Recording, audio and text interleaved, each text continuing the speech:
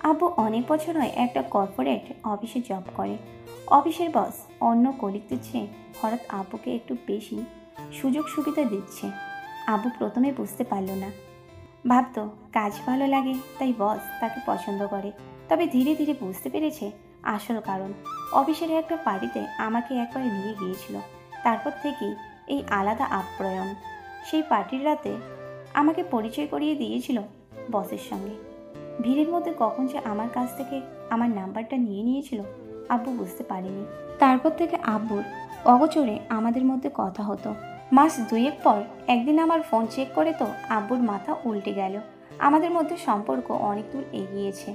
সেদিন কিছু বলেনি, চুপ করে রইল কয়েকদিন। আমার নাম ঋতু। আব্বু আমার সামনে বসের কথা কখনো বললেই আমার মুখটায় আনন্দের ছাপ ভেসে উঠত। আব্বু মনে মনে চিন্তা করলো ঘটনা কত দূর আগায় সেটা দেখার দরকার।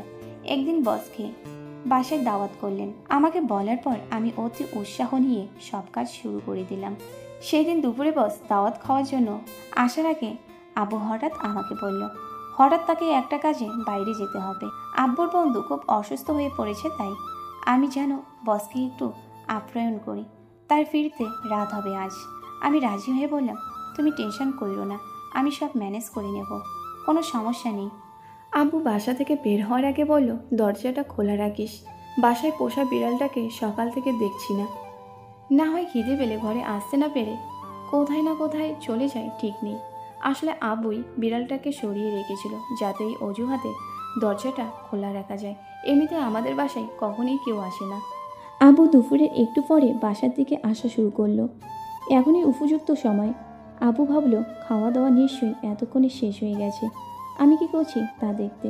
কিন্তু সেটা কি শুধুই অনলাইনে চ্যাটের মধ্যেই সীমাবদ্ধ, নাকি তা আজকে প্রমাণ হয়ে যাবে? ভিতরে ভিতরে আব্বুর খুব খারাপ লাগছিল। কি দেয়নি আব্বু আমাকে? যখন যা চেয়েছি সব ইচ্ছে পূরণ করেছে। বাসার মেন গেট দিয়ে ঢুকে দেখলো দরজাটা খোলাই আছে।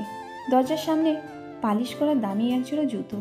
বস খুব শৌখিন, হয়তো এই শৌখিনতার কারণেই আমাকে সে আকৃষ্ট করতে পেরেছে ভাবলো আব্বু। আস্তে আস্তে দরজাটা খুলে ভিতরে প্রবেশ করলেন। দেখেন বেডরুমের পর্দা দেওয়া, ভেতর থেকে মৃদু শব্দ ভেসে আসে। বুকটা ধুপধুপ করতে লাগলো আব্বুর। সাহস করে পর্দা সরিয়ে রুমে প্রবেশ করতেই আব্বু পুরো শিহরিত হয়ে উঠল। আব্বু একে দেখলো, বসের উপর আমি পুরো। প্রথম কয়েক সেকেন্ডের পর হঠাৎ আব্বুর দিকে চোখ পড়লো আমার।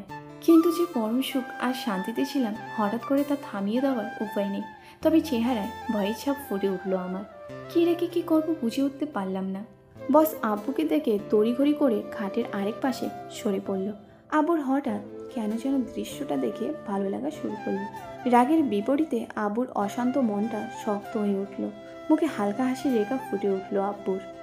আমি আব্বুর দিকে অসহায় দৃষ্টিতে তাকিয়ে রইলাম। আব্বু এগিয়ে এসে আমার গলা চেপে ধরে পাপ্পি দিল। আমি অবাক, আমার আব্বু আমার সাথে এমন করছে। আব্বুকে সরানোর সাহস হলো না, শুধু বললাম, আব্বু আমি তোমার মেয়ে। আব্বু বলল, চুপ, এখন থেকে তুই আমার বন্ধু। আমি এবার বাঘিনীর রূপ ধারণ করলাম। আব্বু বলল, তুই আমার শুধু মেয়ে না, আমার বন্ধু। তোর যদি কাউকে ভালো লাগে বা অন্য কিছু চাওয়া থাকে আমাকে সরাসরি বলবি, কেমন?